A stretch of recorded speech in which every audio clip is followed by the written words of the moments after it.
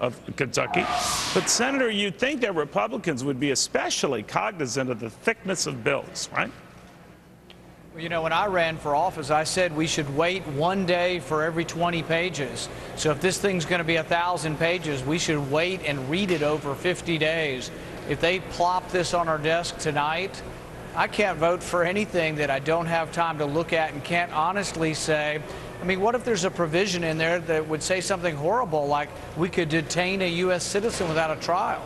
You know, so I can't vote for something that is a bill that large without time to look at it. All right, by the way, others do it in Washington all the time, so you might want to get with the program, Senator. But I do see what you're saying. It's kind of sad, right? I mean, and I'm wondering if Republicans are going to find the voters can be equally prone to show their wrath with them as they can Democrats, and that everyone who assumes that Republicans are going to do well next year based on this rage, forget the fact that the rage is directed at them as well.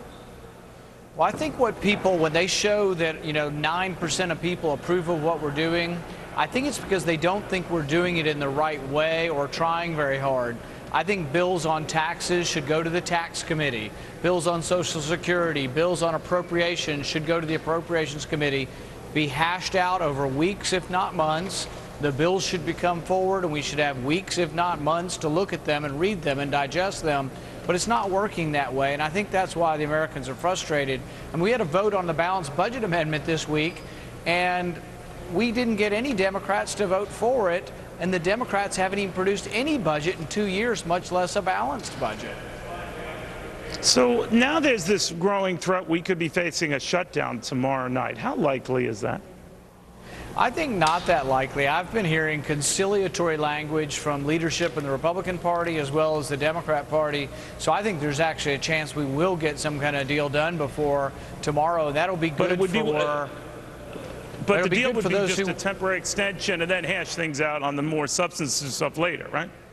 I think it's possible that they pass some kind of omnibus that nobody knows what's in it, but they pass it anyway. Yeah. The other possibility is a continuing resolution, which will still be an enormous piece of legislation, and it'll tide us over for a month or two. But I think something will get done. There is a feeling that they want to get something done, and I think it'll be good for those who want to go home for the holidays, but may not necessarily be good for the taxpayer once they discover what's in these bills.